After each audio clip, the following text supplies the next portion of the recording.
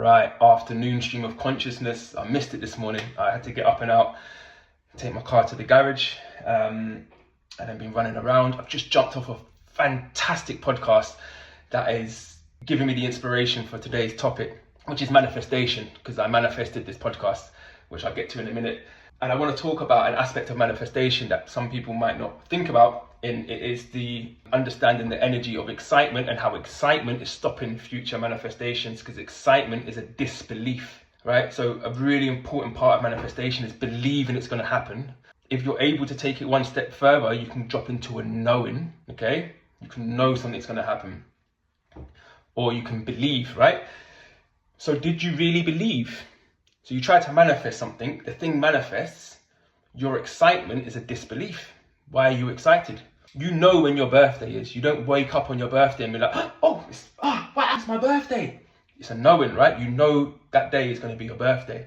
Just like I know when this manifestation comes in, it was a knowing, right? So when it happens, you just stay calm, you stay centered, you can smile, you can feel joy, but you don't get excited, because excitement pulls you out of your center. We only ever think about the lower emotions pulling you out of your center, but the higher emotions pull you out also. There's a Buddhist saying, a philosophy, never too happy, never too sad. You can make very silly decisions when you're in excitement. Have you ever got excited about something and knocked a glass of water over? It's the same energy as when you get angry and knock a glass of water over. It's a metaphor that water getting knocked over is showing you're out of your center. So when you're trying to manifest something, when it happens, you just go, yep, of course, right? And this happened to me recently, so I don't know if you can tell, but I'm really enjoying talking at the moment and speaking my truth and sharing my wisdoms. And on Saturday, I kind of wish I nearly came online and put this intention out, but I was with the children and I never came round to it. And I was going to put a message out onto Instagram saying, guys, I'm just opening myself up because I want to be on more podcasts. I want to welcome in any invitations onto podcasts to share my message. And I just made the internal intention. I called it in and I dropped into the knowing, like, this is what I want. I'm going to call it in and it's going to happen, right? That was Saturday. This one was really fast, this manifestation. This is really, really fast, this one.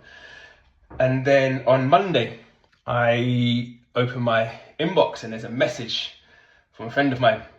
I used to do some coaching for her children, and she's an amazing woman, and she's an influencer, I guess. Got a very big following on social platforms. She invited me onto a podcast over 2 years ago, and it never came into fruition. Watch the podcast, you'll find out why it never came into fruition, but it never came, right? We never managed to do it. And then I opened, there's a message from her saying, Are you ready to do the podcast? Are you ready?